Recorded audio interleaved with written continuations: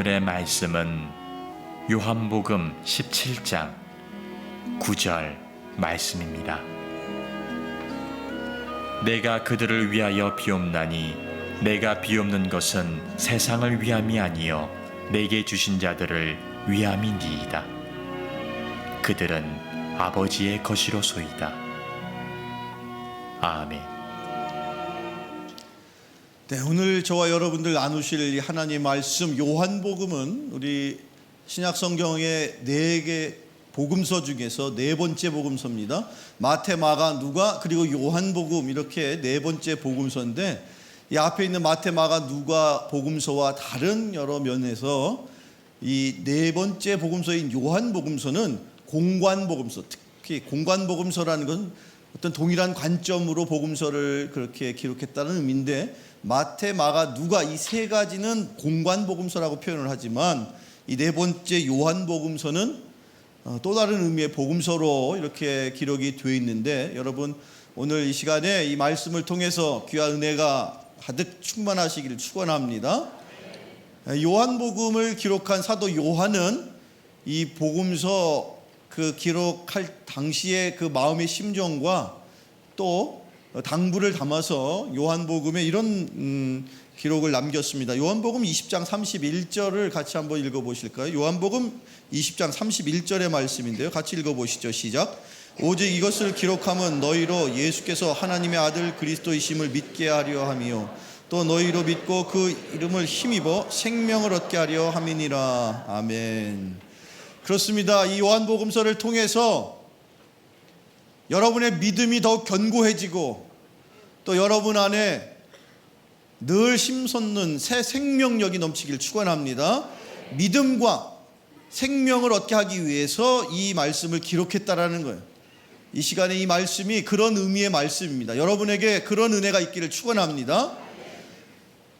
여기 이 요한복음 중에서도 17장은요. 오늘 제가 본문으로 삼은 17장은 여러분들 기회 있을 때 꼭 읽으셔야 될 말씀 중에 한 대목인데 예수님께서 이 땅에 사역하신 동안에 늘 기도하셨습니다. 그런데 그 예수님께서 하신 기도의 내용이 복음서에 여기저기 기록되어 있죠. 그래서 여러분들 예수님의 기도, 주기도, 그래서 여러분들 떠올리는 주기도문 있지 않습니까?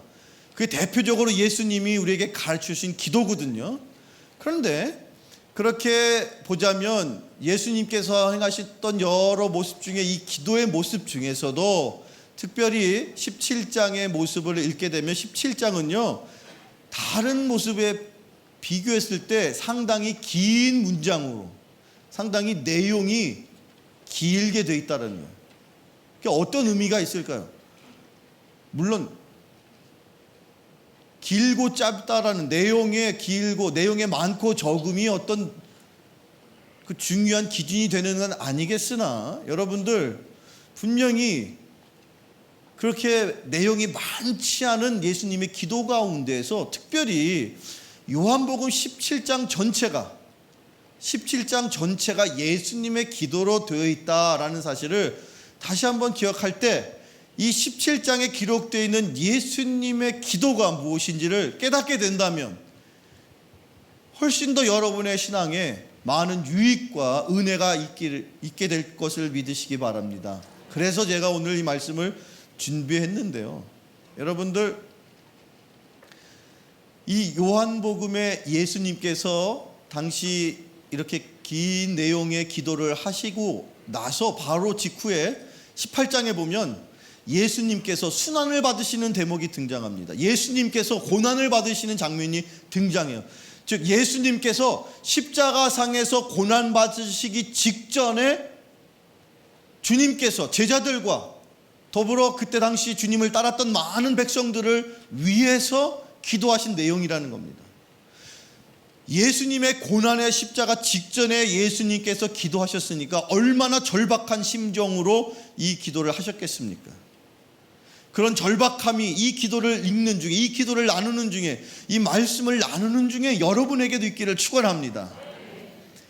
예수님은요 이 땅에서 3년 동안의 공생애를 지내시는 동안에 늘 새벽 또 낮에 또는 하는 사역에 쉼없는 시간을 달려오시면서도 늘 기도의 모범을 우리에게 보이셨어요.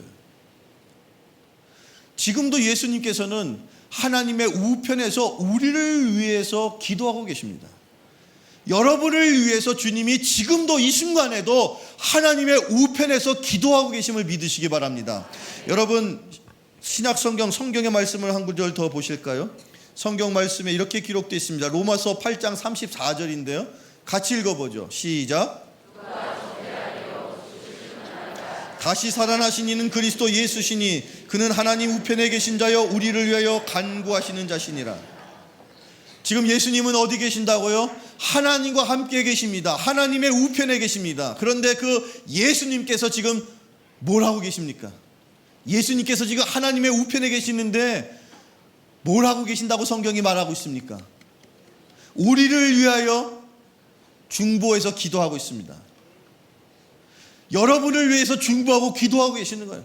예배 시간에 제발 졸지 말고 은혜에 집중하고 말씀에 집중하라고 딴 생각하지 말고 예배 시간에 은혜 받아야 네가 살 거 아니냐고 주님이 하나님의 우편에서 중보하고 계심을 믿으시기 바랍니다. 졸면 안 되겠죠. 그런데 여러분, 그 주님이 예수님께서 평생토록 그렇게 기도하셨음에도 불구하고 지금도 여전히 하나님 우편에 올라가셔서 그냥 편히 계시는 게 아니라 우리를 위해서 중보하고 계시는데, 그 예수님이 뭐라고 기도하셨는지가 궁금해야 될 거 아닙니까? 알아야 될 거 아닙니까? 그래야 주님이 뭘 중요하게 여기시는지, 우리가 어떻게 살아야 될지를 깨닫는 거예요. 자, 한번 보시죠. 17장을 쭉 읽게 되면 내가 비옵는 것은 이라는 동일한 표현이 3번 등장해요. 오늘 말씀의 제목이 혹시 뭔지 아세요? 오늘 말씀의 제목이 뭡니까? 내가 비옵는 것은. 여기서 내가가 누굴까요? 예수님께서 제자들과 믿는 이들을 위해서 기도하고 계신다는 거예요. 중보하고 계신다는 거예요. 주님이 중보하고 기도하고 있는 것을 여러분들이 아셔야 되겠습니다. 자, 첫 번째, 내가 비옵는 것은 뭘 비셨을까? 뭘 위해서 중보 기도하셨을까? 요한복음 계속해서 17장 11절 말씀을 읽어보죠. 요한복음 17장 11절입니다. 시작. 나는 세상에 더 있지 아니하오나 그들은 세상에 있어 없고 나는 아버지께로 가옵나니 거룩하신 아버지여 내게 주신 아버지의 이름으로 그들을 보존하사 우리와 같이 그들도 하나 되게 하옵소서. 아멘. 따라서 해보시죠. 하나 되게 하옵소서. 하나 되어야 합니다. 여러분의 가정이 남편과 아내와 부모와 자녀가 하나 되어야 합니다. 우리 꿈의 교회가 하나 되어야 합니다. 이민족과 열방이 하나 되었을 때 그것이 주님의 뜻인 것입니다. 첫 번째, 그래서 예수님은 첫 번째 중보 기도로 하나가 되게 하옵소서라고 하나님께 기도하셨다는 거예요. 하나가 되는 여러분 되길 축원합니다. 하나가 되는 가정, 하나가 되는 이 사회, 이 민족이 소망이 있는 것입니다. 왜 그런데 하나가 되어야 합니까? 그 하나가 되어야 하는 이유에 대해서 조금 전에 읽은 요한복음 17장 11절 뭐라고 표현하고 있습니까? 뭐라고 표현되어 있습니까? 요한복음 17장 11절 다시 한번 보여주세요. 내게 주신 아버지의 이름으로 그들을 보존하사 그랬어요. 보존하사, 보호하신다는 거죠. 보호해야 된다는 거죠. 왜 우리를 보호해야 됩니까? 왜 우리를 보호하시기를 원하십니까? 우리가 보호받아야 됩니다. 보호받지 않으면 우리는 무너지게 되어 있습니다. 넘어지게 되어 있습니다. 이 세상 가운데 우리가 쓰러지게 되어 있습니다. 망가지게 되어 있습니다. 부서지게 되어 있습니다. 망하게 되어 있습니다. 이 세상 속에 우리가 부서지고 망하고 쓰러지고 없어질 존재로 그렇게 세상이 우리를 바라보기 때문에 예수님께서 그들을 보존하기 위해서, 그들을 보호하기 위해서, 그들을 지키기 위해서, 그들, 즉 주님의 자녀, 하나님의 백성, 저와 여러분이 보존되게 하기 위해서 하나 되게 하옵소서라고 기도했다는 거예요. 우리가 하나 되지 않으면 세상을 향하여 이길 수가 없습니다. 여러분의 가정이 하나 되지 않으면 이 세상 풍파에 여러분의 가정은 지킬 수가 없습니다. 이 교회가 우리 하나 되지 않으면 세상 악한 영으로부터 이 교회가 흔들릴 수밖에 없습니다. 그래서 하나가 되어야 합니다. 그런데 왜 세상은 우리를 쓰러뜨리고 넘어뜨리고 힘들게 할까요? 그 이유는 무엇입니까? 왜 세상이 우리를 미워합니까? 왜 세상이 우리를 흔들려고 합니까? 우리가 그들을 미워했습니까? 왜 우리가 그들로부터 어려움을 당할까요? 성경 말씀을 다시 한번 보십시오. 여러분, 요한복음 17장 14절을 같이 한번 읽어보실까요? 시작. 세상이 그들을 미워하사오니 이는 내가 세상에 속하지 아니함 같이 그들도 세상에 속하지 아니함이니라. 하나님께서 예수 그리스도에게 말씀을 주셨죠. 그리고 그 말씀을 제자들에게, 우리들에게 주셨습니다. 하나님께서 주신 말씀을 예수님을 통하여 우리가 받았는데 그 하나님이 주신 말씀이 우리 안에 있기 때문에 세상이 그 말씀을 싫어해요. 그 말씀을 미워하는 겁니다. 그 말씀이 듣기 싫은 겁니다. 그 말씀을 따르기 원치 않는 것입니다. 그런데 그 말씀을 받은 사람들이 있습니다. 그 말씀을 간직한 사람들이 있습니다. 그 말씀대로 살려고 하는 사람들이 있습니다. 그런지 세상이 우리를 좋아할 턱이 없죠. 세상이 우리를 싫어하는 이유가 뭘까요? 우리가 그들에게 해코지했습니까? 우리가 그들을 괴롭혔습니까? 우리가 그들을 무시했습니까? 우리가 그들에게 한 것이, 우리가 그들을 해롭게 한 것이 없는데 세상은 우리를 싫어해요. 세상은 태초부터 안티 크리스찬일 수밖에 없어요. 그 이유는 우리 안에 조금 전에 읽었던 그 요한복음 17장 14절 말씀처럼 아버지께서 예수님에게 주신 그 말씀이 우리 안에 있기 때문에, 우리 안에는 하나님의 말씀이 있기 때문에 세상이 싫어하고 미워하고 우리를 쓰러뜨리기 때문에 그 하나님의 말씀을 간직한 저들을 주여 불쌍히 여기시고 보존하사 저들이 하나 되게 하옵소서. 하나 되는 저와 여러분 될 수 있기를 축원합니다. 하나 되면 세상에 무서울 것이 없습니다. 부부가 하나 되면 세상이 힘들고 어려운 일이 있어도 쓰러지지 않습니다. 그러나 부족함 없는 넉넉한 가정에 그 부부가 서로 각자의 서로 다른 마음을 갖게 되면 그 가정은 곧 세상으로부터 넘어지게 되고 어려움을 겪게 되어 있습니다. 하나 되는 저와 여러분이 되어야 합니다. 그런데 이 말씀을 듣게 되면 여러분 마음속에 어떤 생각이 드십니까? 그래요, 목사님, 하나 되고 싶어요. 그런데 하나 되는 게 쉽습니까? 어려워요. 남편과 아내와 부모와 자녀와 우리 국가와 민족의 모든 사회국가 조직 그 안에 하나 되는 일이 어렵더라는 거예요. 그런데 놀라운 사실은 우리가 바람은 있으나 우리 안에는 하나 될 수 있는 능력은 없어요. 그런데 여러분 아십니까? 우리 안에 하나가 되게 하시는 그 능력이 있으니 그 능력은 성령님이십니다. 성령님께서만이 우리 안에서 우리를 하나 되게 하실 수가 있습니다. 일찍이 사도 바울은 말씀을 통하여 이렇게 우리에게 증언하였습니다. 에베소 4장 3절의 말씀입니다. 평안에 매는 줄로 성령이 하나 되게 하신 것을 힘써 지키라. 하나 되게 누가 하십니까? 성령께서 하나 되게 하십니다. 그러나 다만 우리가 그 하나 되게 하신 성령께서 우리를 하나 되게 하셨음을 깨닫고 믿게 될 때에 그 하나 된 것을 우리는 힘써 지키는 것이죠. 하나 되게 하는 힘은 우리 안에는 없습니다. 다만 성령께서 주시는 힘으로, 인간의 힘이 아니라 사람의 생각과 계획으로 아무리 노력해도 하나 될 수가 없지만 성령께서는 하십니다. 분명히 믿으시기 바랍니다. 성령께서 성령의 역사로 성령의 평안에 매는 줄로 우리를 하나 되게 할 것입니다. 하나 되셔야 합니다. 아니, 하나 될 수밖에 없습니다. 주님께서 하나 되게 하옵소서라고 하신 그 기도는 분명히 이루어질 것을 믿으시기 바랍니다. 왜 그게 이루어질까요? 그건 다른 아니라 누가 기도하셨습니까? 하나님이신 전능하신 주님께서 기도하셨기 때문에 그 기도는 기도하는 순간 이루어져야 하는 것입니다. 이루어질 수밖에 없습니다. 다만 우리가 그것을 믿고 그 모습으로 살아가야 하는 것이 우리의 몫인 것이죠. 이처럼 성령께서 평안에 매는 줄로 하나 되게 하셨다는 것을 우리가 깨닫게 된다면 우리 안에 성령께서 계심을 다시 한번 확신하고 그 성령께 의지할 수 있기를 바랍니다. 여러분 안에 성령이 계십니까?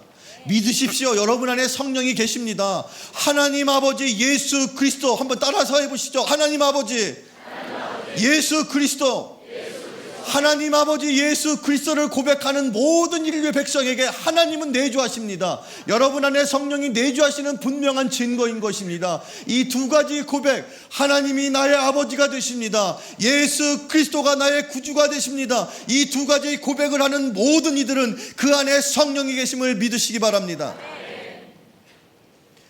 느낌이 안 오는데요, 목사님. 내 안에 성령께서 계신지 잘 안 느껴져요. 잘 안 믿어져요. 여러분의 느낌과 여러분의 확신과는 아무 상관이 없어요. 그냥 하나님의 선포예요. 주님의 말씀입니다.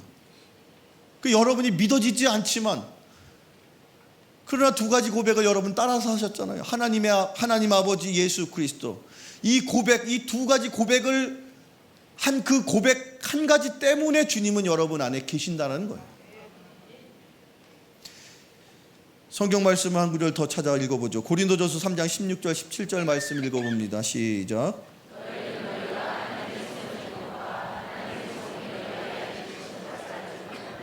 누구든지 하나님의 성전을 더럽히면 하나님이 그 사람을 멸하시리라. 하나님의 성전은 거룩하니 너희도 그러하니라. 믿으십니까? 여러분이 거룩한 존재인 것을 믿으시기 바랍니다.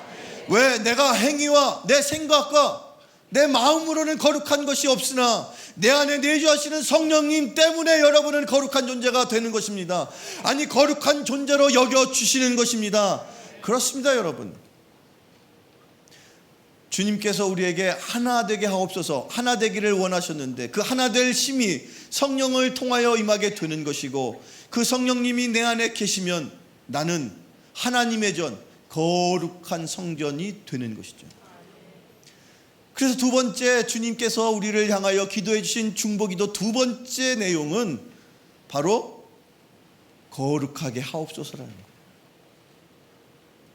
여러분, 요한복음 17장 17절을 같이 읽어볼까요? 시작. 그들을 진리로 거룩하게 하옵소서. 아버지의 말씀은 진리니이다.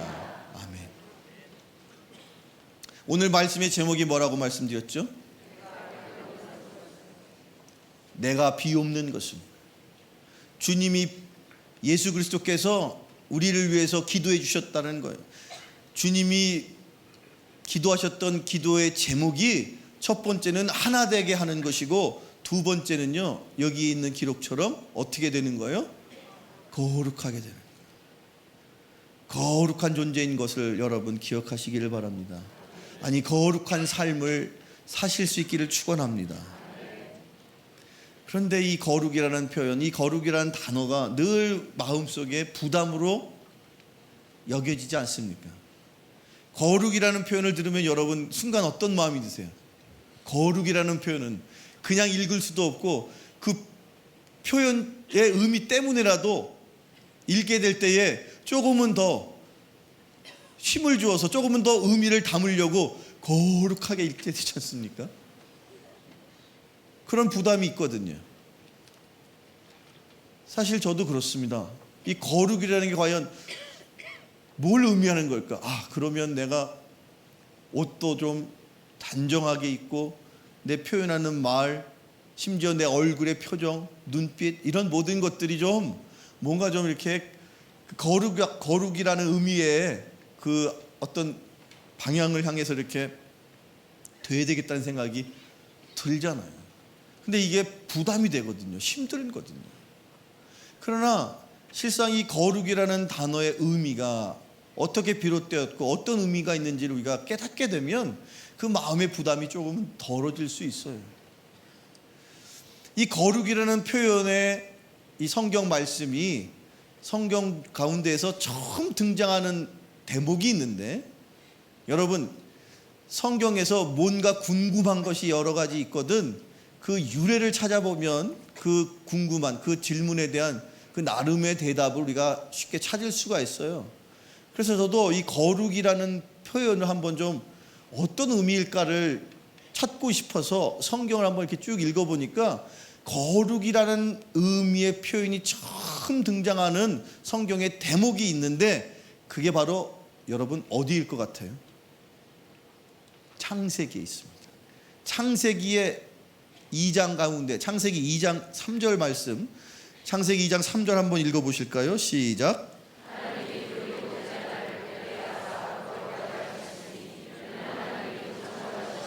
만드시던 모든 일을 마치시고 그날에 안식하셨습니다. 아멘.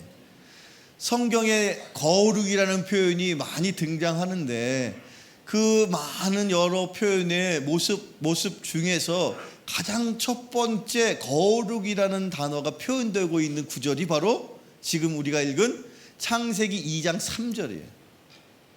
근데 이 창세기는 우리가 알듯이 창세기 처음에 태초에 하나님이 천지를 창조하시니라 첫째 날, 둘째 날 쭉 이렇게 날을 세워서 이 모든 세상을 창조하시고 그 일곱째 날에 하나님께서 하신 그 일은 일곱째 날을 어떻게 하셨다고요? 복되게 하사 거룩하게 하셨다 그랬습니다. 여기에 거룩이라는 단어는 그 이전에 하나님께서 복을 주셔서 거룩하게 된 거예요. 복의 근원이신 하나님께서 그 일곱 번째 날을 다른 날과는 구별해서 다른 날과는 다른 의미를 담아서 그 일곱째 날에 복을 주셨는데 그 복을 주신 내용이 뭡니까? 그날에 거룩하사 복을 주셨는데 그 복을 주신 내용이 읽어보면 거룩하게 된 거예요. 여러분이 생각하는 복은 뭡니까? 흔히 우리는 평안한 거, 건강한 거, 부족함 없는 거, 물질, 건강, 그 모든 면에서 넉넉한 거, 이런 것들을 우리는 복이라고 생각한단 말이죠. 동양의 사상 가운데는 오복이라는 게 있어요. 수부, 강령, 호정명, 다손, 그런 세상적인 복이 아니라 성경에서 일곱째 날을 하나님께서 복을 주셨는데 그날에 돈이 많이 생기는 것도 아니고 건강해지는 것도 아니고 명예가 높아지는 것도 아니고 자손이 번창하는 것도 아닌데 그날을 복을 주셨는데 그 복을 주신 내용이 결론적으로 말하면 거룩하게 하셨다라는 거예요. 여러분, 거룩함이란 이 모습 속에서도 이 거룩함이란 그 분명한 의미가 이 속에서도 발견이 되는데 구별되는 것, 하나님 앞에서 구별될 때 그것이 거룩해지는 것입니다. 그리고 하나님 앞에 구별되어서 거룩하게 되는 것이 참된 복입니다. 여러분이 생각하는 복하고는 다르죠. 그러나 명심하십시오. 주님이 예수 그리스도께서 우리를 향하여서 거룩하게 하옵소서라고 기도하셨다라는 것은 우리가 하나님 앞에서 구별되기를 원하시는 그 기도였던 것입니다. 지금 이 시간 여러분의 인생 중에서 일주일 가운데에서 여러분들이 하나님 앞에 이 시간을 특별히 생각하고 구별하면 이 시간은 거룩해지는 겁니다. 그리고 이 거룩한 시간이 복된 시간이 되는 것입니다. 여러분이 갖고 있는, 여러분이 소화하고 있는 물질 중에서 여러분들이 하나님의 뜻대로 구별할 그 물질을 하나님께서 복을 주시면 그 물질이 구별된 물질이요, 거룩한 물질이요, 복된 물질이 되는 것입니다. 복의 기준은 그거예요. 복의 기준은 하나님께 있습니다. 왜? 복의 근원이 되시니까. 그 하나님께서 복을 주신 그 일곱째 날, 구별된 날, 거룩하게 된 날. 그렇습니다, 여러분. 예수님께서 거룩하게 하옵소서라고 기도하셨다라는 것은 우리를 향하여 우리의 인생이 거룩해지길, 즉 구별되기를 원하시는 기도인 것입니다. 여러분의 인생에서 구별해야 할 것 아직도 여전히 혼돈 속에 헷갈려 하십니까? 구별하십시오. 여러분의 인생의 시간 중에서 가장 소중한 시간이 될 것입니다. 가장 복된 시간이 될 것입니다. 여러분 지금 이 순간이 여러분의 일주일의 삶 속에서 가장 축복의 시간이 될 것입니다. 여러분 하나님 앞에 구별하여 내려놓는 물질이 여러분이 지금까지 소유하신 물질 중에서 가장 복된 물질이 될 것입니다. 여러분의 인생이 세상의 많은 사람 가운데 구별된 인생을 살 때에 여러분의 인생이 가장 값진 가장 복된 인생이 될 줄로 믿으시기 바랍니다. 이 원리를 아는 사람들은 이 원리를 주님의 말씀을 통해서 진리인 말씀을 통해서 아는 사람들은 구별하기 위해서 애를 씁니다. 자기의 이름으로 소유된 모든 것들을 구별하기 위해서, 심지어 자기 생명, 자기 자녀, 자기 시간, 자기 물질, 자기가 소유한 모든 것들을 구별하기 위해서. 왜? 구별해야만 그게 거룩해지는 것이고 거룩한 것만이 하나님 앞에 복된 것이기 때문에, 그래서 믿는 사람들은, 그래서 이 사실을, 이 진리를 아는 사람들은 구별하기 위해서 애를 쓴다는 거예요. 이걸 모르는 사람들은 헷갈려하는 거예요. 구별을 못하는 거예요. 이게 축복인지 혹은 저주인지, 속된 표현을 써서 죄송합니다, 이게 금인지 똥인지 모른다는 거예요. 겉으로 보니까 누래 보이니까 다 황금 같죠. 그걸 소유하는 순간 손에서 냄새가 진동하고 나를 더럽게 만들면 그거는 아무리 누렇게 보여도 그건 똥인 거예요. 근데 이걸 왜 구별을 못하느냐? 구별할 수 있는 기준을 못 찾으니까. 그런데 분명히 주님은, 성경은, 예수님은 뭐라고 말씀하셨습니까? 여러분 분명히 명심하십시오. 그들을 진리로 거룩하게 하옵소서 그랬어요. 그들이 헷갈려 하는데 무엇을 구별해야 할지, 아니 무엇으로 구별을 해야 될지 구별할 수 있는 기준을 모르는 그들, 그 어리석은 그들, 진리로, 하나님의 말씀인 이 진리로 여러분이 헷갈려하는, 여러분이 이걸 오른쪽으로 가야 될지 왼쪽으로 가야 될지, 혹은 먹어야 될지 말아야 될지, 이 사람을 만나야 될지 만나지 말아야 될지, 그렇게 혼돈스러워하는, 구별하지 못하는 어리석은 하나님의 자녀들에게 분명한 기준을 우리에게 주시는데, 그것은 말씀입니다. 여러분의 인생이 왜 여러분 인생 그렇게 어렵게 힘들게 사시는 줄 아십니까? 기준이 없으니까 그래요. 그런데 기준이 분명히 있거든요. 그게 뭡니까? 하나님의 말씀입니다. 여러분이 하나님의 말씀대로 살면 때때로 힘든 일, 어려운 일이 있어도 그거는요 극복할 수 있어요. 그리고 그것 때문에 여러분의 인생이 더욱더 풍요로워질 것입니다. 이렇게 우리 하나님께서 우리에게 거룩하게 살기를 원하셔서 예수 그리스도를 통해서 거룩하게 하옵소서라고 기도했으니 저와 여러분의 삶은 거룩해질 것입니다. 그리고 거룩하게 살아야 할 것입니다.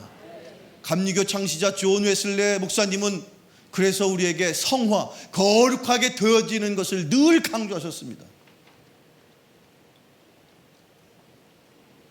이게 이 꿈의 교회가, 이 감리교인 꿈의 교회가 이 시대에 우리가 해야 될, 이 어둠의 세상 속에서 우리가 감당해야 될 몫인 것입니다. 그런데 이렇게 거룩해지기 위해서 구별하기 위해서 그 말씀대로 사는 일이 결코 쉬운 일은 아닙니다. 힘들고 어려운 일이죠. 구별한다는 것 자체가 고통이 따르는 일입니다. 그러나 구별되지 않으면 거룩해질 수 없는데, 예수님께서도 우리를 거룩하게 하시기 위해서, 구별된 삶을 살기 위해서 피값으로 우리를 거룩하게 하셨다라고 성경이 그렇게 말하고 있거든요. 그러니까 거룩해진다는 게 피값이 필요할 만큼 힘들고 어려운 일이에요. 자, 성경 한번 보겠습니다. 여러분 성경 말씀에 히브리서 13장 12절 같이 읽어봅니다. 시작. 그러므로 예수도 자기 피로써 백성을 거룩하게 하려고 성문 밖에서 고난을 받으셨느니라. 아멘. 참 무서운 진리의 말씀입니다. 주님께서 골고다 십자가 언덕에서 피 흘려서 우리는 아무 공로 없지만 그 예수 그리스도의 피값으로 우리를 거룩한 존재가 되게 하시고 우리를 구원하셨다라는 말씀입니다. 그래서 그 거룩한 존재가 된 저와 여러분이 그 의미를 살려나가는 그 삶을, 거룩한 삶을 살아가실 수 있게 되기를 축원합니다. 자, 이제 세 번째 예수님의 중보 기도가, 예수님께서 뭘 기도하셨는지 우리가 알아봐야 되는데, 이 세 번째 마지막 예수님의 중보 기도를 알기 전에, 자, 예수님께서 내가 비옵는 것은 첫 번째, 그들도 우리처럼 어떻게 되게 해달라고요? 하나가 되게 해달라고. 그리고 두 번째, 주님께서 우리가 어떻게 돼야 된다고요? 거룩하게 돼야 된다.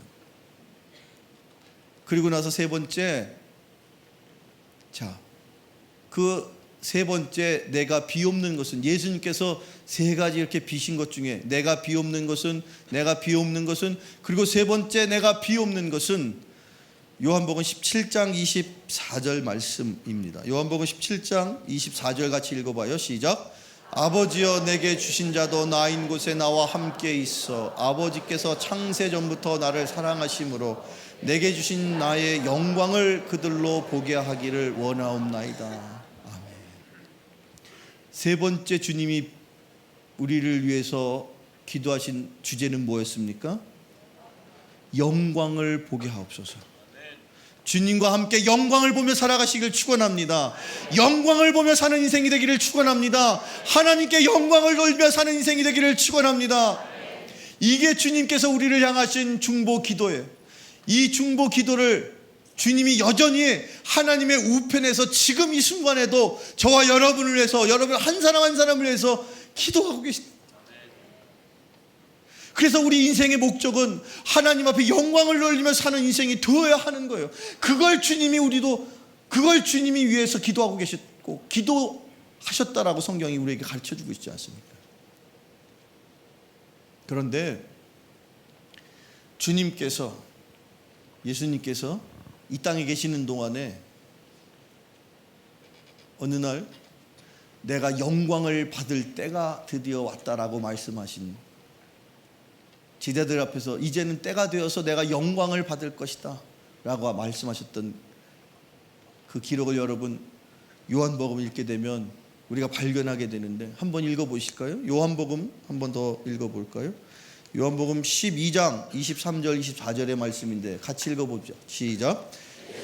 대답하여 이르시되 인자가 영광을 얻을 때가 왔도다. 내가 진실로 진실로 너에게 이르노니 한 알의 밀이 땅에 떨어져 죽지 아니하면 한 알 그대로 있고 죽으면 많은 열매를 맺으리라. 아멘. 믿으시기 바랍니다. 한 알의 밀알이었던 예수께서 이 땅에 떨어지셔서 십자가에서 돌아 죽으심으로 모든 인류를 구원하셨습니다.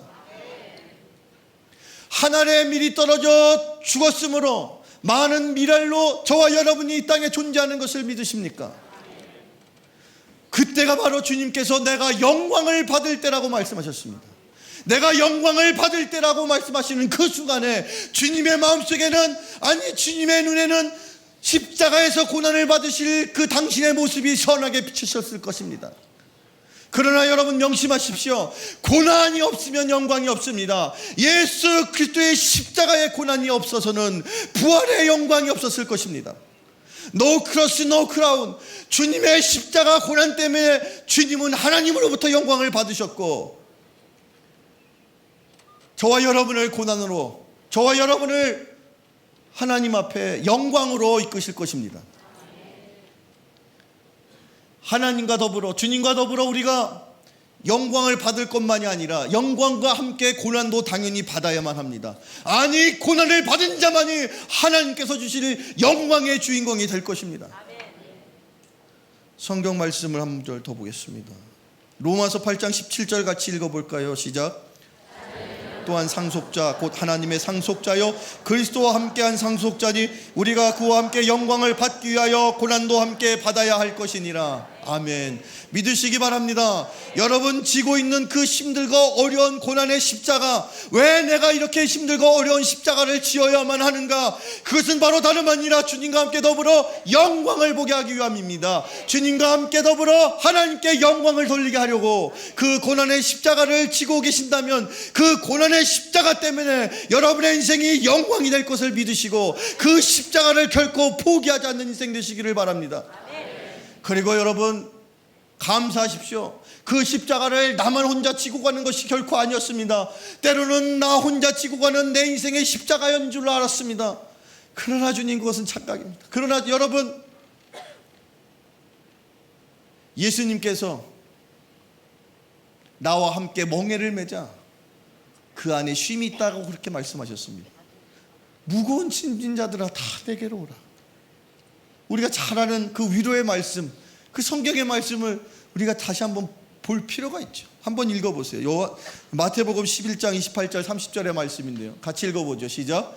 수고하고 무거운 짐진 자들아 다 내게로 오라. 내가 너희를 쉬게 하리라. 나의 마음이 온유하고 겸손하니 나의 멍에를 메고 내게 배우라. 그리하면 너는 마음에 쉼을 얻으리니 이는 내 멍에는 쉽고 내 짐은 가벼움이라 하시니라. 지금도 여전히 내가 내 인생의 십자가인 줄 알았습니다. 내 남편의 십자가, 내 아내의 십자가, 내 부모님의 십자가, 자녀의 십자가, 내 인생의 십자가인 줄 알았습니다. 그런데 어떤 내 인생의 십자가인 줄 알았던 그 십자가를 다시 바라보았을 때, 그 십자가가 나 혼자 지고 있는 십자가가 아니라 주님과 함께 지고 있는 십자가였음을 알았습니다. 멀리서 그 사실을 몰랐습니다. 그러나 십자가로 다가가는 순간, 십자가를 내가 지겠다고 나선 그 순간, 그 십자가와 함께 주님이 나를 기다리셨고, 그 십자가를 같이 지려고 했던 그 순간 주님이 나에게 참된 쉼을 허락하셨습니다. 여러분의 인생에 참된 쉼은 어디 있습니까? 여름에 휴가들 많이 다녀오셨죠? 그 휴가지에서, 그 휴가지가 어디였든지 간에 많은 사람들, 많은 젊은이들, 많은 여행객들이 최고의 휴양지라고 치는 하와이 혹은 스위스 알프스, 그 속에 과연 참된 쉼이 있을까요? 여러분 명심하십시오.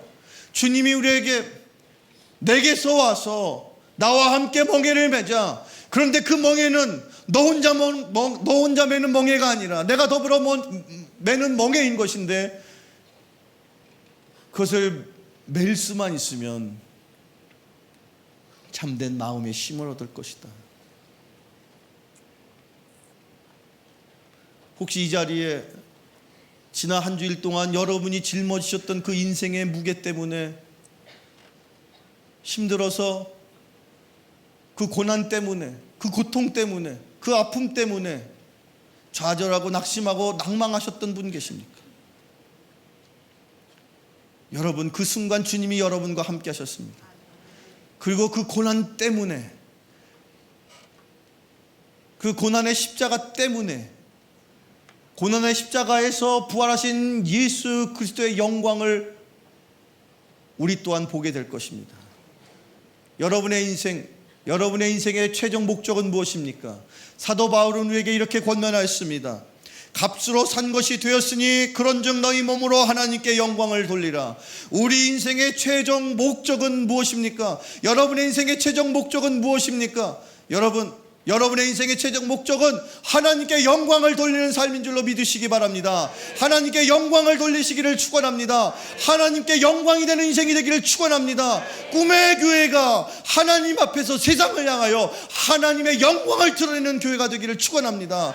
여러분의 인생을 통해서 어두운 이 세상이 하나님의 영광을 보게 될 것입니다. 주님께서 우리를 향하여 기도하셨던 것처럼 하나 되기를 축원합니다. 거룩한 삶을 살아가시기를 축원합니다. 그리고 때로 힘들고 어려운 고난일지라도 그 고난을 통하여 영광을 보게 될 것을 다시 한번 기억하며, 이번 한 주일도, 아니 평생토록 주님 안에서 하나님을 향하여 하나님께 영광을 돌리며 살아가는 저와 여러분 모두가 되기를 간절히 축원합니다.